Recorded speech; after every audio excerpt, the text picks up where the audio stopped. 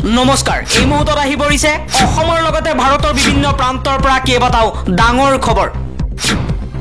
এই মুহূৰ্তত জনাই আছো এটা গুৰুত্বপূৰ্ণ খবৰ সিংগাপুৰৰ 11 জনকৈ প্ৰবাসী অসমীয়ালৈ সিআইডিৰ জাননী 10 দিনৰ ভিতৰত সিআইডিৰ কাৰ্যালয়ত উপস্থিত হোৱাৰ নিৰ্দেশনা জাৰি কৰা হৈছে সিংগাপুৰৰ উচ্চায়ুক্তৰ সৈতে যোগাযোগ কৰিছে সিআইডিয়ে হাজিৰ নহলে জাৰি কৰিব লুক আউট নোটিছ পৰৱৰ্তী খবৰ জুবিন গাৰ্গৰ অন্ত্যেষ্টি ক্ৰিয়াৰ দিনা শ্যামকানু মহন্ত সিদ্ধাৰ্থ শৰ্মা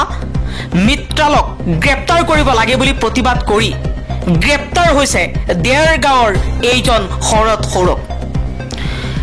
সৌৰভে কৈছিল মোক পুলিচে বিচাৰি ফুৰিছে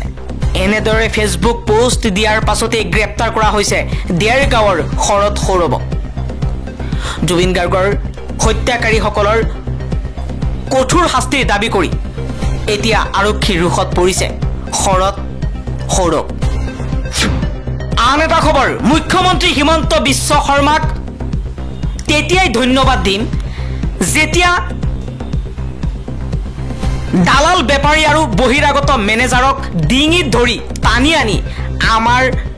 অশান্ত মনক শান্তি দিব পাৰিব এবাৰ সোশ্যাল মিডিয়া সামাজিক মাধ্যমত মুখ্যমন্ত্ৰী হিমন্ত বিশ্ব শৰ্মাক আহ্বান জনাইছে জুবিনৰ অনুৰাগীয়ে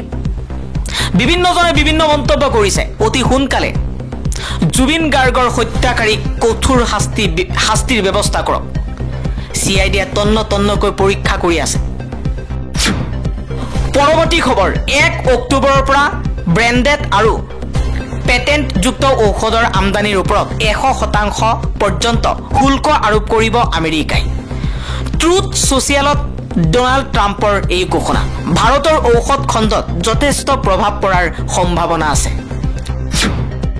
আন এটা খবৰ আজি ঘোষণা কৰা হ'ব বিটিচিৰ নিৰ্বাচনী ফলাফল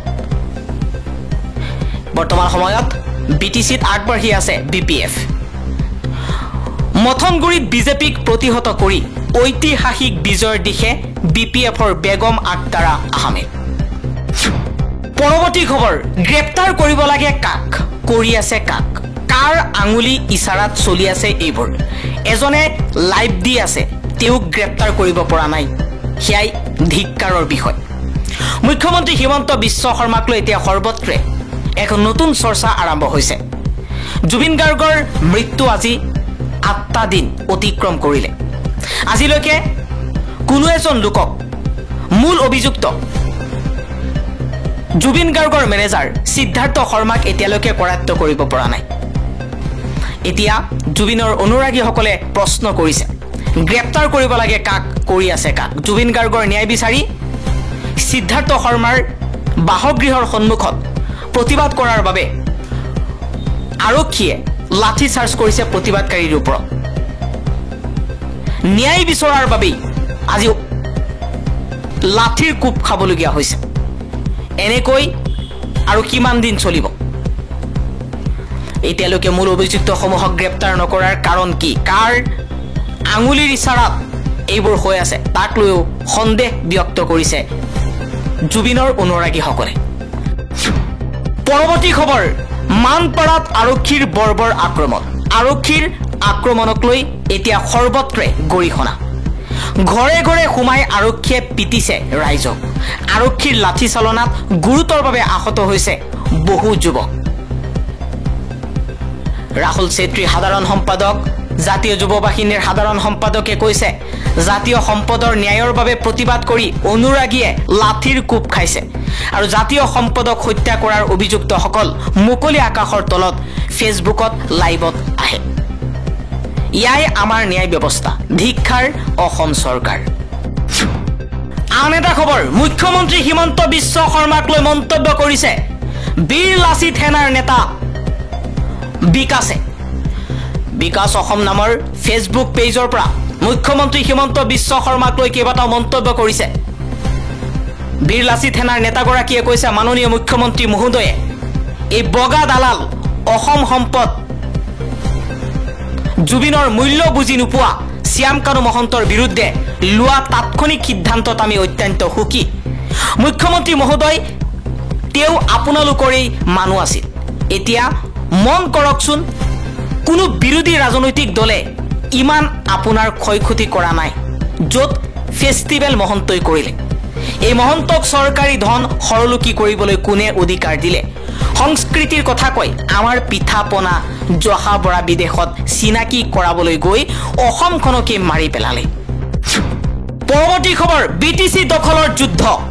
বড়োলেণ্ডত কোনে মাৰিব শেষ হাসি কোনে দখল কৰিব বিটিসি অপেক্ষা আৰু কিছু সময়ৰ ফলাফল ঘোষণা কৰা হ'ব এই মুহূৰ্তলৈকে বিপিএফ যথেষ্ট আগবাঢ়ি আছে ৰাতিপুৱা 8 বজাৰ পৰা আৰম্ভ হৈছে বিটিসি নিৰ্বাচনৰ ভোট গণনা 22 ছেপ্টেম্বৰত শান্তিপূৰ্ণভাৱে সামৰণি পৰা 2025 চনৰ বড়োলেণ্ড টেৰিটৰিয়েল কাউন্সিলৰ নিৰ্বাচনত কোকৰাঝাৰ জিলাত ভোটাৰৰ শক্তিশালী অংশগ্ৰহণ দেখা গৈছে বৰ্তমান সময়লৈকে যি ফলাফল আহি পৰিছে ইয়াৰ পৰা বুজা যায় যে বিটিসি হাগ্ৰামা মহিলাৰীয়ে দখল কৰিব বিপিএফৰ হাতলৈ যাব বিটিসি পৰৱৰ্তী খবৰ শ্যামকানু মহন্ত আৰু জুবিন গাৰ্গৰ মেনেজাৰ সিদ্ধাৰ্থৰ হৈ অসমৰ কোনো অধিবক্তাই নকৰে ওকালতি এবাৰ সদৌ অসম উকিল সন্থাই গ্ৰহণ কৰিছে এই ডাঙৰ সিদ্ধান্ত জুবিন গাৰ্গৰ মৃত্যু সন্দৰ্ভত দোষী পক্ষৰ হৈ কোনো অধিবক্তাই ওকালতি নকৰাৰ সিদ্ধান্ত গ্ৰহণ কৰিছে জুবিন গাৰ্গৰ মৃত্যু সন্দৰ্ভত দোষী পক্ষৰ হৈ কোনো অধিবক্তাই ওকালতি নকৰাৰ ডাঙৰ সিদ্ধান্ত লৈছে অসমৰ সকলো অধিবক্তাক সন্থাই সেই সকলৰ হৈ ওকালতি নকৰিবলৈ আহ্বান জনাইছে সন্থাৰ সভাপতি শৈলেন দাস সাধাৰণ সম্পাদক দীপক দাস আৰু উপ সভাপতি বিজয় মহাজন স্বাক্ষৰিত এই আহ্বানমূলক এখনি আনুষ্ঠানিক পত্ৰ প্ৰেৰণ কৰা হ'ব সকলো জিলালৈ ইফালে বহু কেইখন অধিবক্তাৰ হৈতে অগ্ৰিম জামিনক লৈ কথা পাতিছিল শ্যামকানু মহন্তই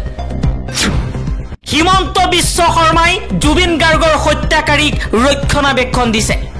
হিমন্ত বিশ্ব শৰ্মা আৰু অসম আৰক্ষীক লৈ এবাৰ হৰফ হৈ পৰিছে অখিল গগৈ কৈছে আটক কৰিব লাগিছিল শ্যামকানু মহন্তক সিদ্ধাৰ্থ শৰ্মাক আটক কৰিছে ভিক্টৰ অজয় ফুকনক পিঠি ফালিব লাগিছিল কাৰ মূৰ ফালিছে কাৰ জুবিন গাৰ্গৰ ন্যায় বিচাৰি প্ৰতিবাদ কৰা লোকৰ ওপৰত অসম আৰক্ষীয়ে চলাইছে লাঠি গণ্ডগোল ব্যৱস্থাতে আছে এবাৰ হিমন্ত বিশ্ব শৰ্মাৰ বিৰুদ্ধে হৰফ হৈ এই মন্তব্য কৰিছে অখিল গগৈয়ে কোনো কাৰণতে হিমন্ত বিশ্ব শৰ্মাৰ এই দমনমূলক নীতি নচলিব ন্যায় বিচাৰি প্ৰতিবাদ কৰাৰ বাবে কিয় আটক কৰা হৈছে কিয় প্ৰতিবাদকাৰীসকলৰ ওপৰত আৰক্ষীৰ লাঠিৰ কোব পৰিছে হিচাপ দিব লাগিব হিমন্ত বিশ্ব শৰ্মাই পৰৱৰ্তী খবৰ জুবিন গাৰ্গৰ ন্যায়ৰ বাবে প্ৰতিবাদ কৰাৰ সময়তে গ্ৰেপ্তাৰ কৰা হৈছে অজয় ফুকন আৰু ভিক্টৰ দাসক জুবিন গাৰ্গৰ মেনেজাৰ সিদ্ধাৰ্থ শৰ্মাৰ বাসগৃহৰ সন্মুখত হৈছিল প্ৰতিবাদ কিয় কৰা হ'ল প্ৰতিবাদ কৰাৰ বাবেই দুজনকৈ নেতাক গ্ৰেপ্তাৰ কৰাৰ লগতে প্ৰতিবাদকাৰীৰ ওপৰত চলিছে অসম আৰক্ষীৰ লাঠিৰ কোব বহু কেইজন প্ৰতিবাদকাৰীক আহত কৰিছে আৰক্ষীৰ হৈতে প্ৰতিবাদকাৰীৰ হতাহতিৰো সৃষ্টি হৈছে গুলিয়াই মাৰি পেলালেও জুবিন গাৰ্গৰ ন্যায়ৰ বাবে প্ৰতিবাদ সাব্যস্ত কৰিব বুলি প্ৰতিবাদকাৰীয়ে উত্তাল প্ৰতিবাদ সাব্যস্ত কৰা পৰিলক্ষিত হৈছে জুবিন গাৰ্গৰ হত্যাকাৰীয়ে শাস্তি নোপোৱালৈকে মৃত্যুকো নেওচি বুকুত গুলি লৈও প্ৰতিবাদ কৰি যাব বুলি হুংকাৰ দিছে শ প্ৰতিবাদকাৰীয়ে